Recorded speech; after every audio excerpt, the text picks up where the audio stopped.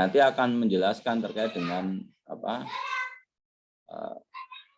fiber optik dan kelebihan dibanding dengan media yang lain. Kemudian di wireless media itu nanti akan membahas tentang bagaimana sih mengkoneksikan device menggunakan wireless dan wireless media.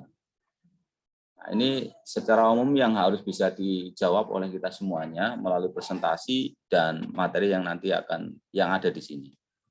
Anda tidak harus menggunakan materi ini, tapi materi pokoknya lebih mudah Anda menggunakan ini, ya, supaya lebih terarah. Kalau ada kesulitan, Anda bisa mereferensi kepada materi-materi yang lain. Saran saya, Anda jangan gunakan materi yang lain dulu, ya, sebelum Anda benar-benar mengatakan saya belum paham dengan materi ini. Anda bisa gunakan googling, ya, untuk belajar sekaligus untuk menambah kosakata Anda terkait dengan bahasa-bahasa keteknikan yang ada di komputer, ya, di bidang ilmu kita. Nah, nanti dari sini Anda diminta untuk masuk ke dalam bagian-bagian yang akan dibahas. Ya, bagian-bagian yang dibahas. Ya, ini tentang pengkabelan dan sebagainya nanti akan dibahas. Dan ini tolong dijawab nanti untuk apakah bagian ini Anda benar-benar sudah paham atau belum. Ya, sampai dengan pada physical layer karakteristik, ya, dijelaskan di sini. Ini juga sudah saya sampaikan. Ya, ada fungsi encoding, fungsi signaling, fungsi bandwidth, dan seterusnya. Ya, kemudian ada copper cabling, itu kabel tembaga. Ya, nanti di situ ada punya karakteristik, ya, seperti itu. Nah, prakteknya nanti adalah membuat kabel ini di lapangan, ya. Untuk simulasi nanti akan saya sampaikan. Nah, pada intinya nanti di bagian copper cabling ini yang perlu Anda fokuskan adalah di bagian UTP cabling karena ini masih sering dipakai. Dimana kalau yang sudah SMK pernah menempuh SMK TKJ ini enggak terlalu asing, tapi kalau yang selain SMK TKJ ini jadi barang asing. Ya, dimana kabel UTP ini nanti dia memiliki 4 bagian, ya, 1, 2, 3, 4 kelompok ini yang dia dipisahkan berdasarkan warna. Nah, untuk kabel ini dia memiliki 2 standar, ya, sebetulnya ketika membuat, yaitu standar T568A dan T568B. Ini penting ketika nanti kita akan membuat pengkabelan dengan tipe strike stroke dan Ethernet crossover. Ya, seperti itu. Nah, apa sih Ethernet strike stroke itu? Ini tipe pengkabelan di dalam sebuah jaringan yang umum digunakan untuk menghubungkan host to switch. Jadi kalau kita punya komputer, mau dihubungkan ke switch, maka kita harus menggunakan tipe kabel strike stroke ini. Ya, kalau kita menggunakan switch ke router, kita harus menggunakan strike stroke. Nah, strike stroke itu gimana cara membangunnya? Di sini disebutkan. Ya, sudah lengkap di sini, mahasiswa semuanya. Kalau kita mau buat kabel dengan tipe strike stroke, di mana kita akan menghubungkan menghubungkan misalnya ini komputer, kemudian ini switch begini.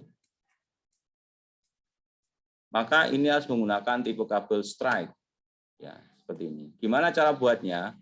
Cara buatnya both ends T568A or both ends T68B. Jadi di ujung sini pewarnaannya itu disepakati saja. Kalau di sini pakai 68A, maka di sini harus pakai A juga. A itu apa pewarnaannya? Warnanya ikutin ini. Ya. Apa warnanya? Hijau putih, hijau, kemudian orange, ini orange, ya. Orange putih, biru, biru putih, orange, kemudian coklat putih, kemudian coklat. Kalau satunya pakai B gimana? Enggak apa-apa. Kalau B pakai B semuanya. Nah, sehingga pewarnaan ini penting untuk Anda hafalkan. Ya, pewarnaan ini penting untuk dihafalkan. Nah, tipe yang kedua yaitu jika kita akan menggunakan tipe cross. Tipe cross.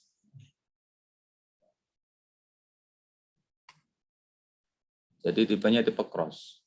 Cross ini apa? Kabel yang digunakan untuk mengkoneksikan similar devices. Jadi yang device-nya sama, kalau misalnya komputer dengan komputer, maka dia menggunakan tipe cross. Biasanya nanti lambangnya putus-putus. Ya, lambangnya putus-putus kalau di mana? Di packet tracer. Lambangnya putus-putus. Atau router dihubungkan dengan router. Atau switch dihubungkan dengan switch. Maka dia putus-putus.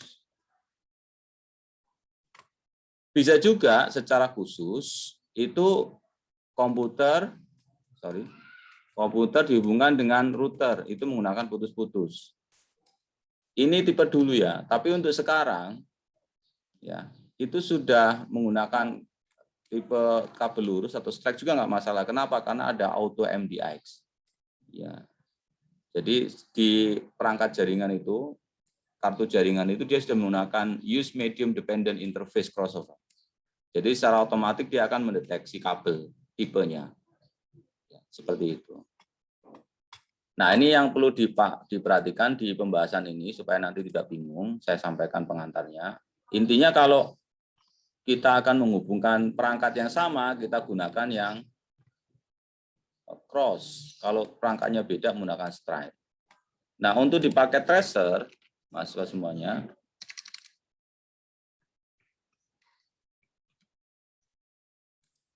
di packet tracer simulasinya seperti ini.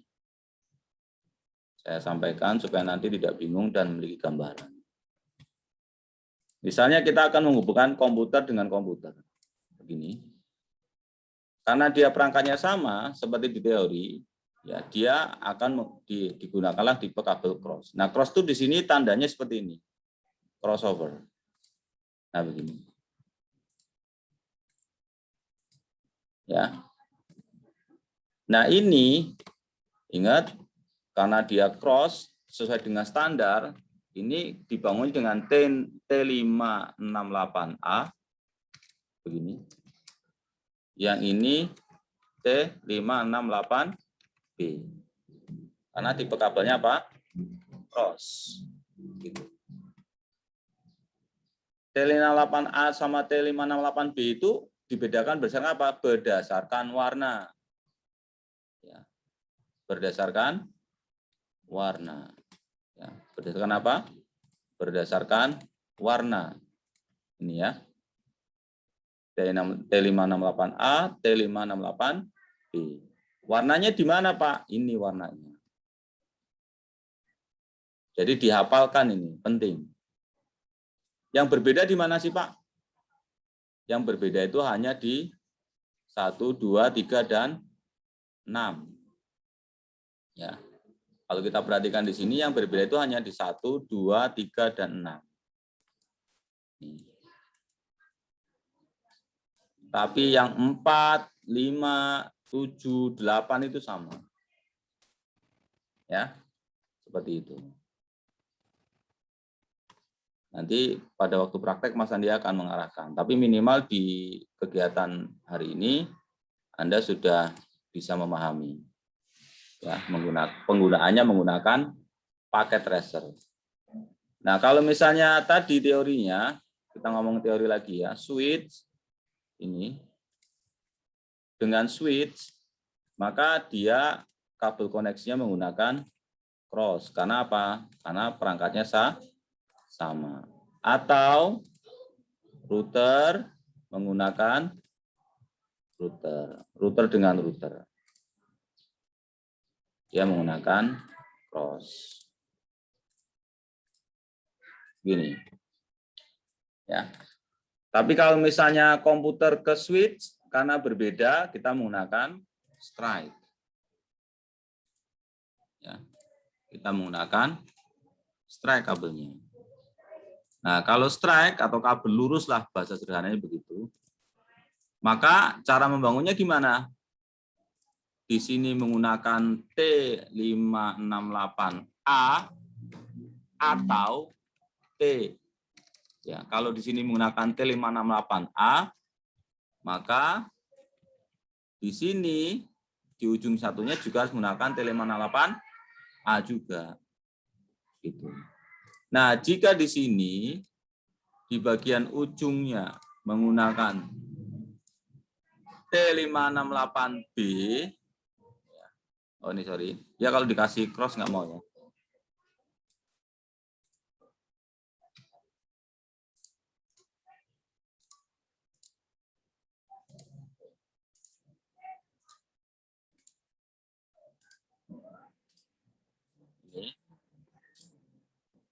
Ini T568B, maka di sini juga menggunakan T568B. Begitu. Tapi kalau dalam satu proyek, saran saya disamakan saja. Apakah akan menggunakan T568A saja atau T568B saja untuk tipe cross-nya, untuk tipe strike-nya. Ya, itu mahasiswa semuanya. Kemudian selanjutnya, pengantar berikutnya, nanti Anda akan belajar terkait dengan fiber optik. Fiber optik ini kita nggak praktekkan ya. Tapi nanti di lapangan akan ditunjukkan oleh Mas Andi. Di sini akan dijelaskan teorinya, karakteristiknya. Di presentasi saya juga sudah cukup banyak saya jelaskan. Ya, intinya fiber optik ini satu media yang dia memiliki kehandalan dibanding dengan yang lain. Ya, kalau dilihat dari sini ada bandwidth supporting, jadi dia itu bisa membawa bandwidth itu sampai dengan mentransfer bandwidth 10 mega sampai dengan, oh ini UTP ya. Kalau fiber itu sampai 10 megabit per second, sampai 100 gigabit. Ya, seperti itu. Ya, nanti dijelaskan. Nah, kemudian yang ketiga, wireless. Nah, ini yang sering kita pakai. Ya, wireless. Nanti dibaca. Nah, untuk simulasinya seperti apa? Simulasinya di paket tracer, Anda bisa menggunakan media di sini. Ya, di sini ada ini access point. Begini. Kemudian di sini ada komputer, ambil bisa laptop atau PC. Tetapi defaultnya laptop ini dia tidak memiliki apa namanya wireless card, interface wireless card. Maka caranya adalah kita harus lepas dulu kabelnya. Apa namanya Ethernet card yang kabel ini kita lepas, kemudian kita ganti yang wireless.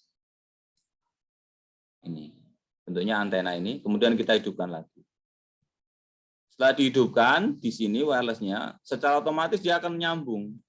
Kenapa nyambung? Karena di sini dia tidak ada pengaturan. Nah, sekarang kita bisa mengaturnya di config, di port. Nah, ini SSID itu yang biasanya kalau kita scan suka muncul ya. Kita buat misalnya Polinema. Nah, autentikasi ini untuk membatasi apakah orang yang akan connect ke dalam access point kita itu perlu password atau enggak. Perlu key itu dia. Kalau perlu key maka kita pindahkan. Ya, kita anggaplah yang wireless ini nggak usah pakai key lah. Nah, gini. Nah, di komputer ini biasanya kan secara faktanya kalau kita mau connect kan pasti kita scan dulu ya, scan baru connect. Ini juga sama. Di PC wireless ini kita bisa scan dulu di sini. Nah, ini kita refresh dulu. Nanti SSID yang tadi kita buat di sini, ini SSID-nya saya buatlah Polinela. Nanti akan muncul di sisi klien. Nah, kita tinggal connect. Dan di sini ada keterangan. Dia di security-nya disable. Nah, misalnya kita buat lagi satu komputer. Kemudian kita buat wireless-nya. Akses point-nya begini. Ya. Terus ini kita buat perlakuan yang berbeda. Ini kita buat misalnya lab Jarcom. Nah, pengaturannya di sini channel ya, channel. Nanti di mata kuliah lanjut akan dibahas channel. Tapi secara umum di wireless itu nanti dipisahkan berdasarkan channelnya. Nah, kalau dia berdekatan begini, channelnya jangan samaan. Kalau ini satu ya ini jangan satu juga. Biasanya nanti akan terjadi interferensi. Nah, yang mau saya sampaikan di sini bagaimana kita coba membedakan. Kita atur wireless kedua ini menggunakan key. Kita Kita buat 1, 2, 3, 4, 5, 6, 7, 8. Di simulasi ini dia minimal 8. Kemudian enkripsi type-nya bisa menggunakan AES atau TKIP. Kita standarkan aja AES. Ya. Kemudian kalau di sini sudah menggunakan key, maka tidak sembarang komputer bisa connect. Ya, kita lihat di sini. Ini belum dirubah ya. Kalau belum dirubah, maka kita harus ganti dulu. Kita lepas, kita pasang, kemudian kita hidupkan. Ya, setelah itu kita masuk ke desktop, ke PC wireless. Di sini kita connect. Nah, di sini, di komputer wireless ini akan mendeteksi 2 SSID. Kalau kita connect ke SSID Polinela, dia akan lari ke sini. Ya, tanpa password. Ya, tanpa password. Tapi kalau misalnya kita klik di sini ke Jarcom, kita connect, dia pasti minta password. Minta key 1, 2, 3, 4, 5, 6, 7, 8. Kalau key-nya benar, maka dia akan berpindah ke sini. Ini untuk pengaturan. Ya, untuk pengaturan. Ada juga di sini yang lebih dalam lagi, tapi tidak di mata kuliah ini ya. Tidak di mata kuliah ini, di CCNA berikutnya lagi terkait dengan wireless. Intinya di sini aja, mahasiswa semuanya. Jadi komunikasi antar perangkat ini dia menggunakan wireless. Menggunakan wireless. Ada juga yang namanya WRT, ini wireless router, ini juga sama, tetapi pengaturannya lebih kompleks. Karena dia sudah menjalankan fungsi router di sini. Menggunakan fungsi router, Anda setting IP address dan seterusnya. Ini nggak usah dipikirkan, ya karena tidak masuk dalam target pertemuan di CCNA 1 ini. Intinya di sini Anda sudah mulai mengenal, yaitu terkait dengan physical media. Medianya ada kabel tembaga yang bentuknya UTP, menggunakan UTP, kemudian tipenya bisa menggunakan cross atau strike, kemudian juga wireless. Ya, sebetulnya ada lagi yang lain seperti kabel apa namanya di sini serial, ya, serialnya untuk koneksi apa namanya WAN, seperti itu. Nah, selanjutnya mahasiswa semuanya, setelah Anda memahami pada bagian pertama terkait dengan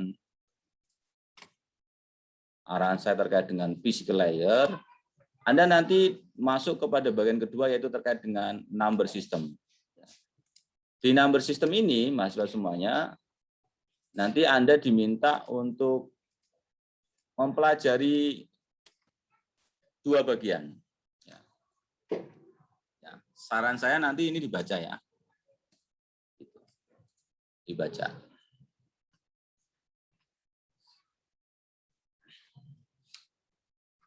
Secara umum begini mahasiswa semuanya. Komputer kita itu tidak bisa, komputer yang kita gunakan itu, dia tidak akan bisa membaca desimal. Jadi kita perlu mempelajari bagaimana cara komputer itu menerjemahkan desimal ke dalam notasi atau bilangan yang dia pahami, yaitu biner. Gitu. Kenapa ini penting? Karena pada saat nanti kita mempelajari IP address, IP tersimpan, ya, kita akan menuliskan dengan model seperti ini, 192, 168, 10, 10. Ya. Atau pada saat menggunakan IP versi 6, ya kita akan menggunakan heksadesimal. Nah, komputer itu nanti akan menerjemahkan ke dalam bentuk biner seperti ini. Maka pada bagian number system, nanti Anda akan diajarkan bagaimana mengkalkulasi, menghitung bilangan antara desimal, binari, dan heksadesimal. Ya, desimal itu yang biasa kita pakai, basisnya adalah 10, 0 sampai 9, kemudian binary itu cuma 2, yaitu 0 dan 1, kemudian heksadesimal itu ada 15, ada 16 ya, 0 sampai dengan F. Ya, nanti dibahas secara detail di sini. Ya. Nah, pada binary number system, ya, nanti Anda akan diajarkan bagaimana menghitung calculate number between decimal and binary system. Jadi menghitung bilangan antara desimal dan binary system. Kemudian pada hexadecimal number system juga akan diajarkan bagaimana menghitung bilangan antara desimal dan heksadesimal. Ya, ini penting di heksadesimal ini karena nanti untuk basic Anda masuk ke dalam IP versi 6. IP versi 6. Nah, di presentasi saya kalau Anda mau menyimak keseluruhan itu lebih bagus. Ya. Kalau tidak, Anda cukup perhatikan presentasi di 0 sampai dengan menit ke-17. Sedangkan di heksadesimal, kalau Anda mau nonton semuanya juga bagus. Ya. Kalau tidak, Anda cukup selesaikan saja di menit 13 sampai dengan 32. Ya, seperti itu. Ya, jangan lupa nanti tugasnya ya. Gitu. Atau Anda bisa ikutin modul yang ada di sini. Sebagaimana ini ya, binary and IP versi 4 addresses. IP versi 4 address itu pengalaman IP versi 4 itu dimulai sebagai biner atau dikenal juga sebagai bilangan biner, yaitu serinya 0 dan 1. Seperti itu. Ya, komputer itu settingnya ya dia taunya begini, tapi komputer taunya begini, 01 01 01. Nanti di sini ada presentasinya. Anda bisa lihat bagaimana cara menerjemahkannya secara mudah. Ya. Anda juga bisa lihat presentasi saya. Kemudian nanti tolong ini dijawab. Nah, di sini ada convert binar ke desimal, bagaimana cara mengkonversinya. Kemudian di sini ada activity, Anda latihan di sini. Ya. Anda latihan di sini, misalnya kita masukkan bilangan berapa nih? 80 ini. Oh, sorry. Ini kita disuruh jawab ya. Disuruh jawab. Misalnya binarnya 101100. Berapa desimalnya? Nah, begitu. Ya. Begitu juga nanti bagaimana mengkonversi desimal ke biner. Nah, ini caranya di sini jelaskan. Ya, Anda ikuti saja di sini. Kemudian contoh desimal ke binary ini dibahas. Terus nanti Anda bisa gunakan learning binary game. Jadi ini bisa Anda download atau play bisa. Biasanya sih dulu pakai ini. Pakai pakai Android ya. Anda bisa mainan di sini. Ya. Jadi misalnya ada 0001, berapa nih binarnya? Ini berapa binarnya? Ya. Oke, saya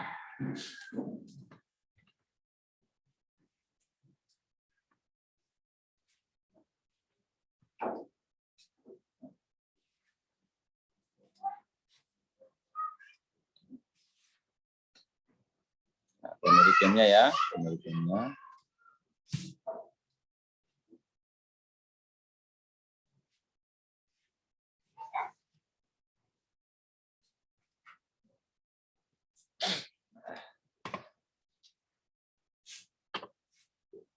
Selanjutnya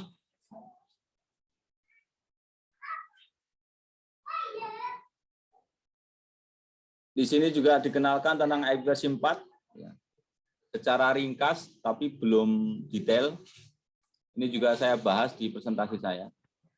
Baru nanti masuk ke heksadesimal. Heksadesimal ini jadi basis untuk belajar IP versi 6. Ini seperti ini bentuknya. Kemudian ada modul praktis, Anda kerjakan untuk mengetahui tingkat pemahaman Anda. Ya begitu.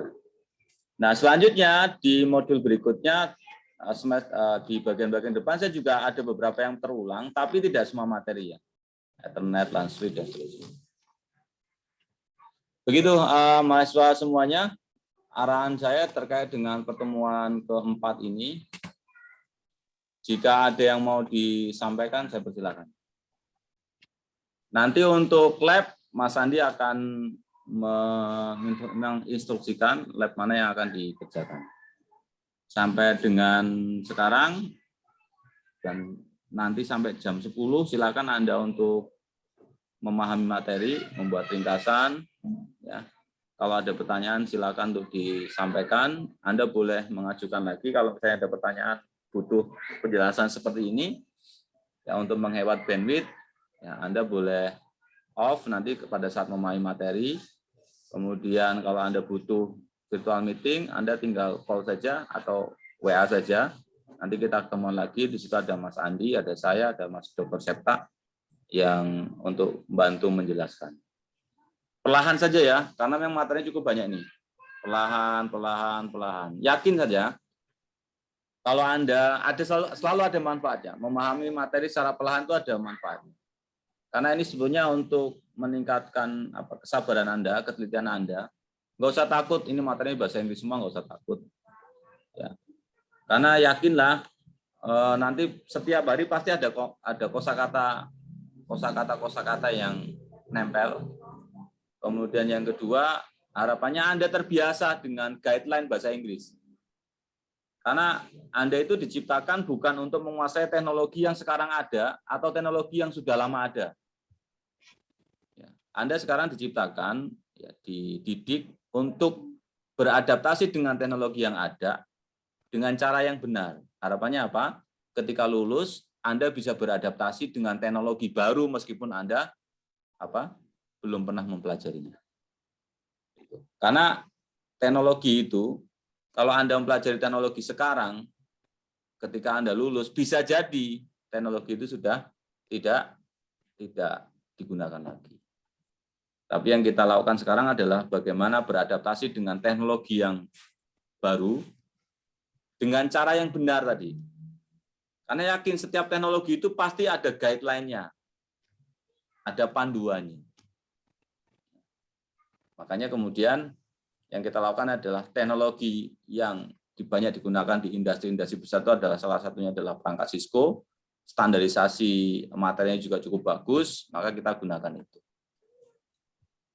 Saya persilakan kalau ada yang mau ditanyakan atau ada materi dari minggu kemarin yang mau ditanyakan. Silakan. Untuk praktek nanti Mas Andi, kalau saran saya sih yang kelas C ini digabung aja kali Mas Andi. Ya. Digabung saja lah. Karena praktek pertama nanti kemungkinan kita akan belajar cabling ya, pengkabelan. Kalau yang sudah bisa ya nggak usah. Misalnya Pak saya dari SMK udah biasa, ya udah nggak usah datang juga nggak apa-apa ya Mas Andi ya. Nanti di ini. Silakan kalau ada.